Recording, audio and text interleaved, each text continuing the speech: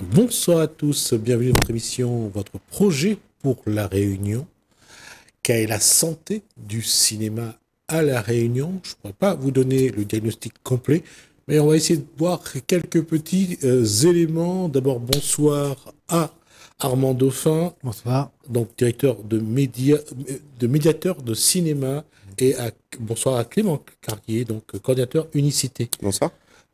Ça fait quoi également Unicité? Je suis désolé. Alors Unicité, en fait, on est une association.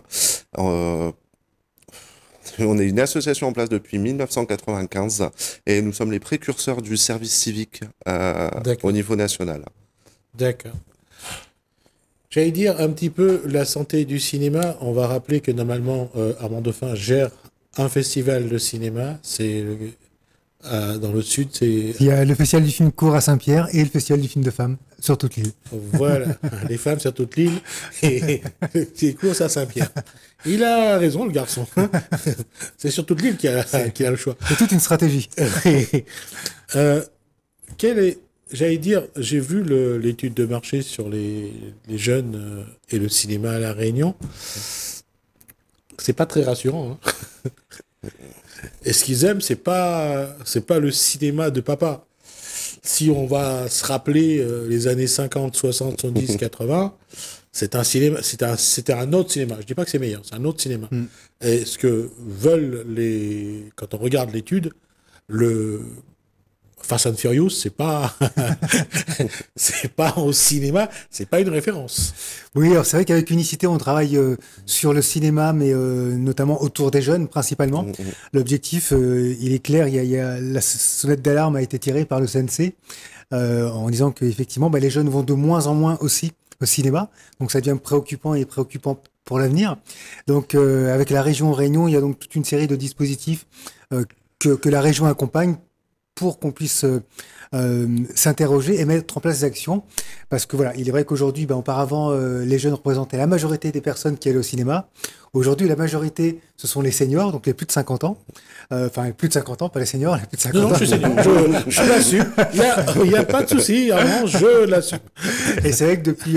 alors, il y a une baisse depuis 20 ans. En fait, les jeunes vont de moins en moins au cinéma, mais ça s'est vraiment accéléré. Alors, qu'est-ce qu'on peut faire? Qu'est-ce qu'on va faire?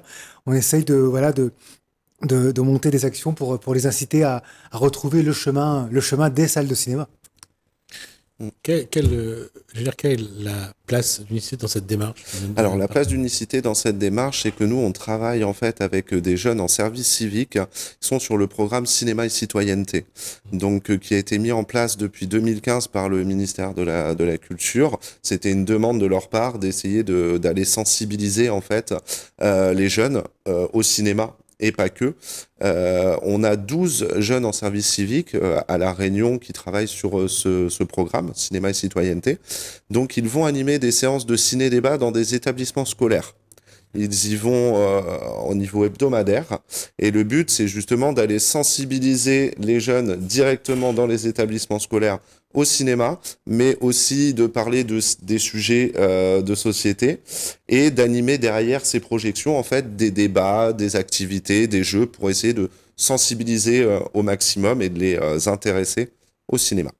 Alors, je vous propose, quand vous aurez le temps, de venir avec 2 de ces jeunes, avec vous. Comme ça, on parlera un petit peu de leur travail et voir un petit peu comment ils vivent. Ce sera avec grand plaisir. Armand Dauphin, la question, c'est aujourd'hui, le festival de films courts qui existe, le festival de femmes, mais l'évolution de la société fait que le cinéma, les gens le regardent souvent en streaming, sur les plateformes. Et juste une parenthèse, il y a des gens qui se plaignent que les plateformes ne la payent pas correctement, donc on va voir ce que ça va devenir. Oui. Mais ça veut dire qu'il y a, non pas que les gens n'aiment plus le cinéma, mais qu'ils sont de plus en plus cocooning, j'essaie de rester positif, enfin rester chez eux, dans leur canapé, et regarder le cinéma sur leur écran, et pas avoir à revenir après la séance. Comment faire pour que le cinéma réunionnais aille jusqu'au réunionnais? Alors c'est vrai que il y a un constat, c'est un constat mondial de toute manière. Au jour d'aujourd'hui, les gens consomment des images. Ils aiment toujours ils aiment les images. Ils adorent ça. Ils ne peuvent pas vivre sans images. Rien qu'en regardant les jeunes avec leur smartphone toute la journée, on croirait que plus en plus. Voilà, c'est incroyable. Hein. Ils ont besoin de ces petites vidéos de 30 secondes, 1 minute, 3 minutes, et ils sont toujours là-dessus. Hein. Ils bougent pas. Hein. Autour, il peut se passer quoi que ce soit, et ils sont toujours concentrés. C'est ça. Donc c'est vrai que c'est comme donc les images sont devenues un deuxième cœur, comme une sorte de drogue, en tout cas, voilà. Donc, ils ne peuvent pas vivre sans images. Maintenant, c'est vrai que alors, le Covid a aussi un petit peu accéléré. On préfère regarder des images chez soi, sur son canapé, dans son lit, et surtout sur des écrans qui deviennent de plus en plus petits. Oui. Donc, principalement sur son smartphone. Oui. Alors, comment est-ce qu'on peut faire pour... Alors, c'est vrai qu'en parallèle, on a un cinéma réunionnais qui est en train d'émerger. En tout cas, c'est vrai que c'est un vrai problème pour l'avenir. Parce que c'est vrai on va produire des images, on n'arrêtera jamais de produire des images. Après, ça va être aussi quel type d'image on va produire. Si on prend les grandes plateformes de VOD américaines, enfin voilà, qu'on connaît tous comme voilà, Netflix ou autres, c'est vrai qu'elles proposent une série de films qui sont quand même formatés. Donc si on veut faire un parallèle avec un cinéma, par exemple, réunionnais qui est en train d'émerger et qui va avoir besoin de spectateurs dans les salles de cinéma, parce que ce cinéma-là n'aura peut-être pas demain sa place tout de suite, en tout cas sur Netflix. Donc c'est vrai que comment est-ce qu'on fait pour faire venir les jeunes, parce que voilà, J'allais dire plus pour faire aller le cinéma, le film vers la personne, parce que c'est le film qui doit bouger. Avant, c'était les gens allaient au cinéma. Aujourd'hui, il faut que ce soit le film qui aille vers les gens. Ouais, mais je pense que ce qui est important aussi, c'est de redonner aussi ce goût vers la salle de cinéma, qui est quand même le lieu de prédilection. Mais j'allais dire, si on est de l'époque d'Eddie Mitchell et on adore la dernière séance, je veux bien. Je suis d'accord, et c'est vrai que c'est magique, une salle de cinéma. Quand on arrive, le cadre, quand on s'assoit, la lumière s'éteigne, c'est vrai que c'est quelque chose de magique, je suis d'accord. Mais je veux dire, les générations qui arrivent, eux, c'est... Oui, mais justement, alors, si on part du principe que maintenant, les nouvelles générations, ce qu'ils adorent, c'est TikTok. Donc voilà, ça dure 30 secondes, parfois au bout de 4 secondes, on arrête. C'est-à-dire que ça va changer toute la manière de produire, mais qu'est-ce qu'on va produire demain? C'est-à-dire que qui demain va avoir sa place sur ces fameux écrans qui sont regardés par des centaines de millions, des milliards de jeunes, qui rapportent des milliards d'euros. Donc, que va devenir la production audiovisuelle? Que va devenir la création cinématographique? Quand la musique est arrivée sur le net, ceux qui vendaient des singles ou des disques avant ont vu les chiffres vraiment chuter. Après, ils se sont habitués, surtout le public, à aller chercher la musique sur des plateformes. Ça change un petit peu la manière de consommer. On va dire maintenant, il y a plus de possibilités de consommer des images qu'avant. Avant, c'est vrai que si on voulait voir vraiment les derniers films qui sortaient, à part le cinéma, il n'y avait aucune autre possibilité. Alors qu'à l'heure d'aujourd'hui, les jeunes ou autres, on peut chercher différemment. Donc ça change un petit peu l'accès. Si je peux me permettre de revenir aussi sur ce côté que vous disiez tout à l'heure au niveau du cinéma, de cette ambiance du cinéma, parce que on mène justement avec Armand des petites études auprès des jeunes, avec nos jeunes en service civique, et il en est ressorti justement que les cinémas devenaient un petit peu froids. Qu'il n'y avait plus cette ambiance d'avant. Il y avait plus ceux qui vendent les bâtons glacés, les pop-corn. Il faut aller acheter dehors. Il n'y a plus cette chaleur-là, il n'y a plus les jolies vendeuses qui passent habillées. Alors effectivement, c'est un cas différent, mais c'est assez contradictoire, parce qu'on a justement maintenant des générations qui utilisent beaucoup les écrans, quand même, ce qui est tactile. Et là, ce qui en est ressorti, c'est justement, c'était pas intéressant et pas agréable d'aller commander sa place de ciné sur un écran tactile, de commander sa boisson, son popcorn. Il n'y a plus vraiment de relations humaines. Et ce qui en est ressorti aussi, c'est à la fin du film, maintenant, on sort directement à l'extérieur. On repasse plus dans ce hall directement. Donc, c'est un petit peu les nouveaux types de cinéma. Ils sont pas tous comme ça. Mais c'est ressorti aussi de la part des jeunes de dire que c'était un petit peu plus froid qu'avant et qu'il n'y avait plus cet esprit un petit peu de camaraderie. Que ce soit pour la musique, que ce soit pour le cinéma, Et de manière générale pour Internet, c'est là-dessus que je vais venir, aujourd'hui, on voit bien qu'on essaye de cadrer les informations sur Internet.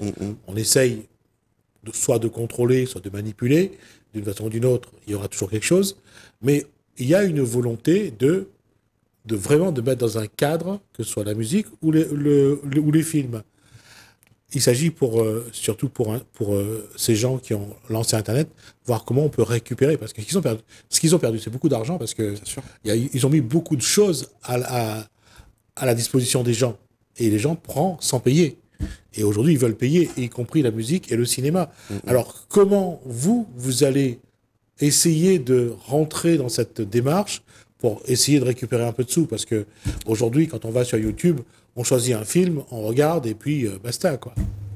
On ne va plus dans les discothèques, non, dans les endroits où on peut louer des vidéos pour regarder, vidéoclubs pour regarder.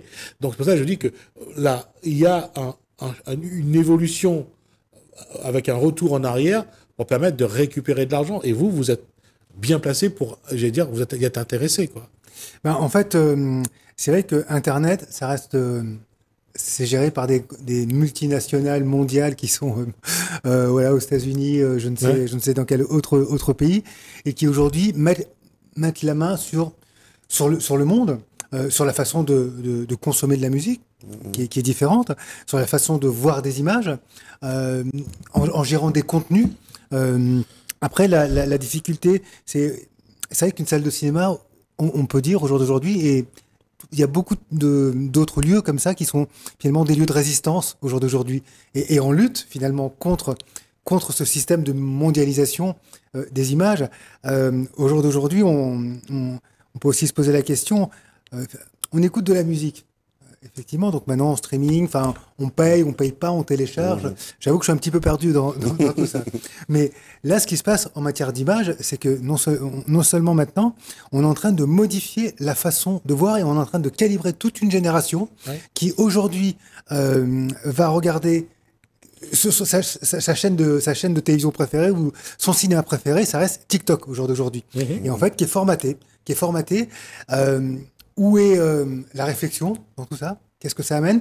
Et en plus, on a aussi, en termes de création, toute une génération à qui on dit d'aller faire une vidéo, prends ton téléphone et puis fais un gros sourire et tu vas avoir 1 million de vues, tu vas être une méga star. Le système est en train de tout changer. Derrière, il y a des économies, il y a des influenceurs, il y a des marques, mais on est en train d'appauvrir mentalement toute une génération. Oui, parce que quand on regarde la qualité de la musique, d'une part, quand on sait que certains se servent de l'intelligence artificielle pour écrire de plus en plus, la musique, et pareil pour les scénarios, je veux dire, il n'y a plus... à la fin, on se rend compte que ce n'est plus la même qualité, pour notre génération surtout. Pour les autres, je ne sais pas, mais pour un certain nombre de générations, il n'y a plus la même qualité d'histoire, de suspense, de film. Et ça va, à un moment ou à un autre, ça va se sentir. Sauf si, comme a dit Armand Dauphin, on arrive à formater les jeunes pour qu'ils regardent un certain cinéma.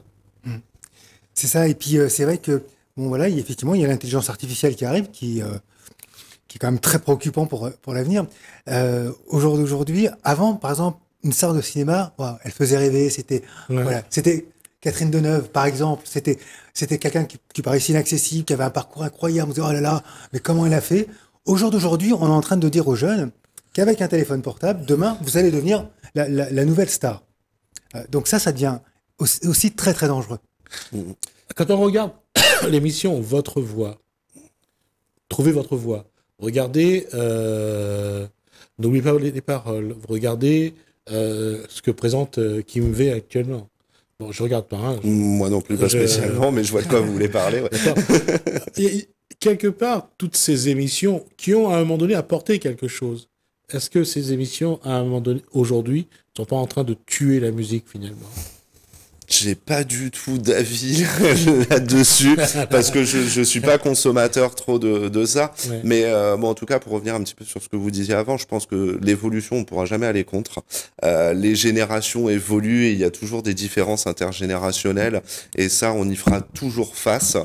Je pense que la meilleure des solutions, c'est quand même de toujours rester dans ce côté communication, sensibilisation et éducation. C'est comme ça qu'on pourra faire évoluer les choses. Je vais pas dire dans le bon sens, mais faire évoluer les choses, parce qu'il n'y a pas de bon ou de mauvais sens pour moi. On doit s'adapter. On a tendance un petit peu à trop généraliser aussi, je trouve, la jeunesse. À l'heure d'aujourd'hui, moi je travaille, j'accompagne 24 jeunes quasiment au quotidien sur du 16-25 ans. On a des profils qui sont très différents, on a des centres d'intérêt qui sont très différents.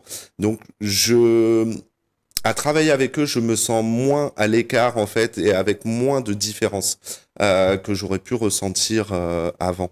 Donc voilà, il faut continuer dans ce sens-là où si on va vers les jeunes et on fait un pas vers eux, on arrivera toujours à faire quelque chose d'intéressant. Ça, c'est mon avis. Après, concernant le commerce, on va dire, de la musique ou des images, c'est des choses qui évoluent, qui évolueront constamment. De toute façon, c'est l'argent qui domine, qui prédomine à l'heure d'aujourd'hui sur la culture, sur la qualité des choses qu'on va pouvoir avoir. On se rend compte quand même ces derniers temps qu'on fait pas mal de retours en arrière sur certaines choses. On parlait de musique, moi je vous parlais de support de musique. Pendant des années, c'est le MP3 qui tournait dans toutes les oreilles de tout le monde. Moi personnellement, j'ai jamais apprécié le MP3. Je suis un collectionneur de vinyle depuis des années, et on voit que depuis quelques années, le vinyle est en train de revenir parce que les gens reviennent aussi à du qualitatif.